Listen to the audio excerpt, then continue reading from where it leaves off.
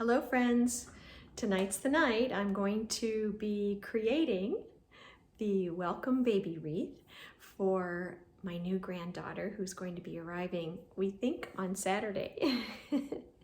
So I will go through the steps, but let me remind you that I'm not an expert wreath maker and I only looked at the internet for about 3 minutes to figure out what to do. So let's see what happens. I've begun the journey. So I cut the 10-inch deco mesh into 10-inch lengths. And you can see they're all here. And this is called curling. This is called deco mesh curling, and this is one of the ways to do a wreath using deco mesh. Now, I literally don't know what I'm doing, but I'm acting like I do, and that's a good thing. All right, I have half of the wreath completed on this side with the curls. Let me show you how I did it. Now, mind you, I only watched one half of an internet video, and this does not look anything like the video. So I'm just making it up, but that's okay. I'll show you. The first thing I did, as I showed you, was I cut these into 10-inch lengths. Then I curl them up. They're ready to curl because that's kind of what they do. This is where I think I've gone wrong because it looks like I have a lot of frayed edges. Now this frays no matter what you do. It's definitely gonna fray. So you just have to be careful with it.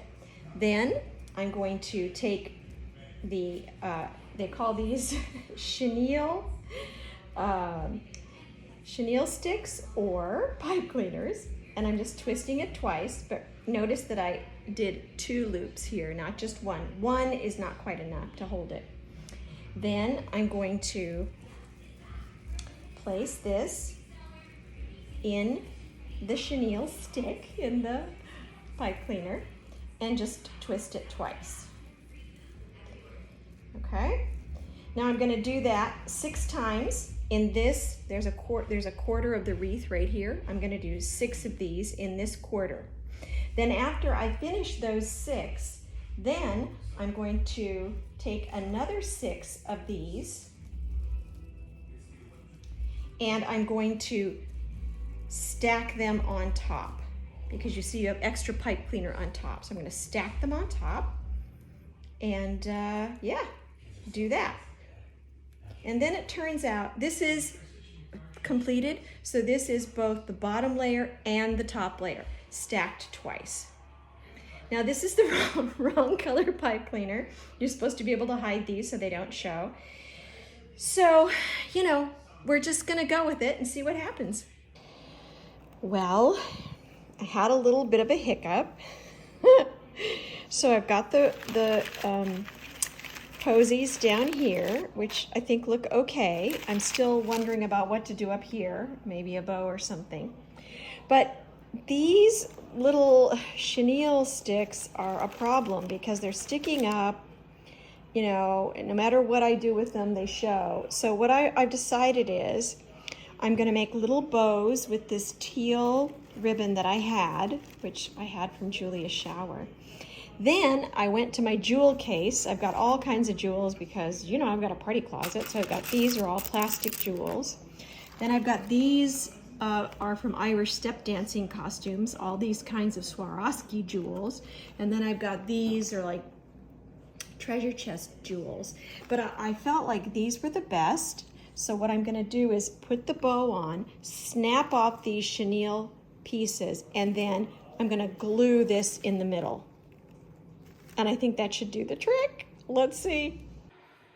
All right, so here we go. This is what it looks like with the ribbons and the gems to cover up the pipe cleaners. I think I might put another flower here. Now I'm gonna work on the top. Well, of course I have to do this side too. All right. You know what, it's getting late. I gotta get this video up. Oh God. Whew, this has been an adventure.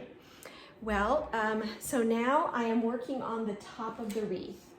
Okay, so I have all of it done except the top. And I want to put her name up there, so I'm going to have some kind of a plaque up there. But I also want to put a graphic, and let me show you the graphic that I'm going to put. It's this, which looks like our mountains.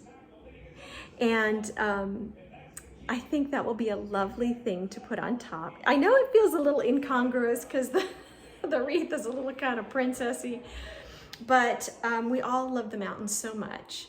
And you know, it's kind of part of our family tradition. So I want to put that on the wreath. So I'm going to do a stamp. I'll show you. I did a practice stamp and it kind of turned out. So I'm going to do a real one now and see what happens. It turned out so beautiful. Okay, let's see what I can do with it. Here's the finished product, just in time. You know, I kind of like the way it turned out. It's a little crazy because I used things that were from my party closet. So I didn't really intentionally pick things. I had this in the party closet. I had this in the party closet. I used the jewels to cover up kind of my mistake. I had this in the party closet. I did buy the stamp because I wanted to have that, you know, tradition of our family there. And I guess I did buy those flowers, although I have some flowers I could have used. So, you know, I'm gonna, and it's not, even though it looks sort of finished, her name is gonna go right here. So when we get the name, we're gonna put it right there in pink, and it's gonna look so great. I'll take a photo of it when it's on the door. Phew. Baby welcome wreath done. Now all we need is to welcome our baby. And can I show you what my kitchen looks like? Woohoo! Okay. We've got a little bit of everything here. Okay, I gotta spend the rest of the night cleaning up and watching Jessica Fletcher on Murder, She Wrote.